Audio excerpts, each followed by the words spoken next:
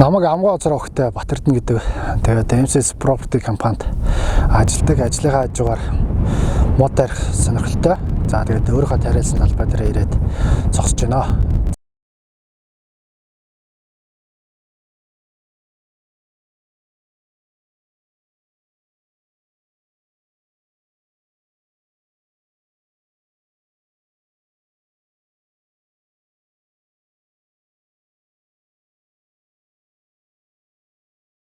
Одоо нэг модоо тарихтай хөрсөө бэлдэнэ.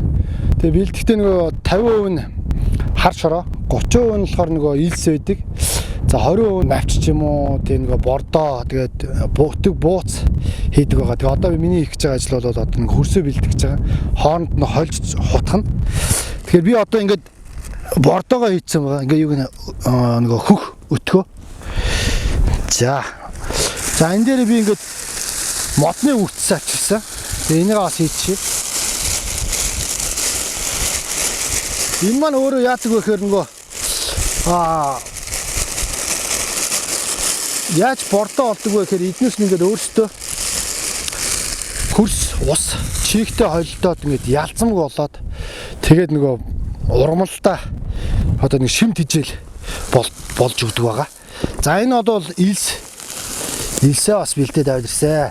Нүх маань болохоор 50-60 см гүнтэй 70-80 см одоо диаметртэй тийм нүхэндээ л харьцаага хийж зурнаа гэсэн үг. Одоо ингээд өтөг бууц илсээ хар шороотойгоо холж байна.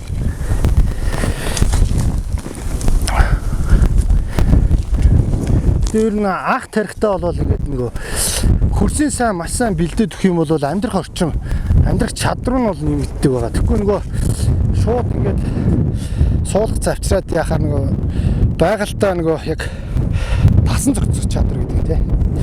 Тэр нь одоо буурдаг байгаа. Маш их мод тарьж байгаа. Тэгээд тарьсан өнөө нөгөө зарим нь ургаал, зарим нь одоо нөгөө үхчихдэж шүү дээ тийм. Тэр маань одоо хөрс боловсруулалт арчилгаа муу болоод тэгж.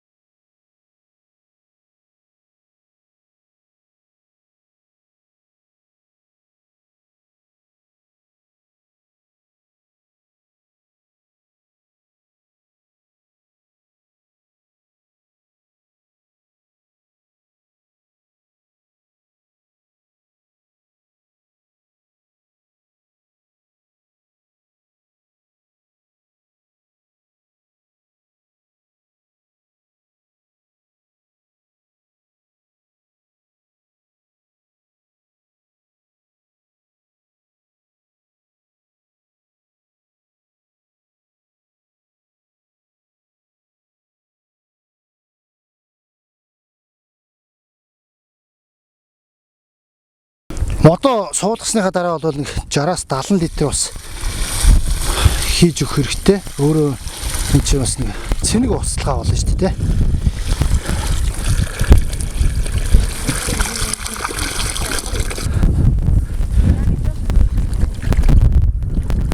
Гацуурыг бол би Виват нэг 3 тарьсан. Тий. Одоо тэр гоё ургаад явж байгаа. Тэгээд хош мод болохоор би нэг тэр зайсангийн тэр Вивагийн ортол нэг ярамгийн залуучууд нэгдээд тэгээд энэ чинь мод тарих өдрөлгөөр биднээс нэг 17 онд нэг тарьчихсан. Одоо тэр бас сургацлага ах би очиж амжгүй. Тэгээд ерөнхийдөө мод тарих гэж шийдэл ингээл одоо тэгэл сонирхлоор ингээл мод тарих явж штэ тий. Энтэй холбоотой орон нутгийн одоо газар үржижинтэй байдал. За тэгээд дээрэс нь маань өөрөө үндсээрээ доогоороо одоо ус чигийг өөртөө агуулж идэг байгаа. Тэгэхээр нөгөө тухайн орондоо одоо бас усны унтны одоо усыг бол өөртөө бас агуулад гол гархийг бас нэмэгдүүлдэг байгаа. Тэгээд энд талбайн хэмжээний хувьд бол 2 га орчим талбайд 2-ыг үржих нь 4 метрийн харьцаатай. За 2000 гаруй суулгац чацарган 3 настай цацаргаан бол тариалсан байгаа. За тэгээд суулгацгаа би анх тариалахдаа 3 настай суулгац авчир тариалаад одоо ерөөхдөө нэг 3 дахь жилийнх нь өөрийг үзэж байна. Мод яагаад тарих болсон шалтгаан маань гэвэл мэдээж байгаль орчин, хөрөөлөн байгаа орчиндөө эерэг нөлөө авчрахыг зорьсон байгаа. Цэцэрэг маань өөрөө хүний эрүүл мэндэд маш сайн эерэг урмал. Цэцэрганаар нь одоо тэгээд хүний эрүүл мэндэд тустай бүтээгдэхүүн гэж хүнсэндээ хэрэгэлдэг байгаа. Одоо бас тэгээд нэмчлэл одоо энэ цэцэрганы энэ одоо навчийг бас одоо түүж авч бас цай олгож уудаг юм бэлээ. Энэ цэцэргэн нь бол одоо манай оронд амьдрах чадвар сайтай. Тэ амьдрах чадвар сайтай байгаа. Тэгээд энэ газраа бас яагаад сонгосон гэвэл одоо нөгөө газар зүүн одоо тогтцтой цаг уурын байдал одоо жишээлбэл нүмертэй газар. За тэгээд дэд бүтцтэй ойрхон бас нөгөө засамбал замтайгаа ойрхон одоо нөгөө маш их ажлын хажуугаараас нөгөө амралтынхаа хугацаагаар ирэхэд бас нөгөө цаг хугацаа зарцуулдаг болохоор бас ойрхон байвал зүгээр юм болов уу гэж тэгээд энийг тариалсан байгаа. За намруу улиралд одоо хамгийн эхлээд бол хашаа орооныхоо бүрэн бүтэн байдлыг хангадаг байгаа. Яагаад энийг одоо бүрэн бүтэн байх вэ гэхээр өвөл болоод цас дарна. Байгалийн зэрлэг амьтад бас нэг өвөл эдэж тэжээлгүй улмаас талбайд орж ирж одоо нэг зулцган модуудыг идэх аюултай байдаг. Хоёрдугаар бол одоо нэг өхөр юмаа одоо хашаа руу бас орж сүйтгэх бас нэг аюултай. За тэгээд намрын услага бол 10 сарын 1-ээс одоо 11 сарын 1-ний хооронд бол хийгддэг байгаа цэник услага. За тэгээд мөн одоо нөгөө хог хаягдлыг зайлуулна. За тэгээд нөгөө үлийн цагаан огт нь байна. Тэрийг бас мөхөнд битүүлэхтэй ийм арга хэмжээ авдаг байгаа. Мод тарих өдөр гэж одоо 4 сарын 1-ээс 5 сарын 1 намар болохоор 10 сарын 1-ээс 11 сарын 1-ний хооронд байдаг. За энэ дээр бол хүмүүс тарьсан модоо арчилж цэвэрлэхтэй одоо тоордох мэдээж нөгөө цэник услагаанууд хийгддэг. Цэцэрганы хувьд болохоор яг энэ хооронд яаж услага хийдэг вэ гэхээр нөгөө 10 хоногийн зайтай одоо нэг хандлан услана гэж яддаг. Тэр услагааг ингэж хийж өгдөг. Одоо 4 сарын 1-ээс 5 сарын 1 хүртэл хаврын улиралт. Намрын улирал бол 10 сарын 1-ээс 11 сарын одоо 1 хүртэл мод тарьж ургуулж байгаа үеэр.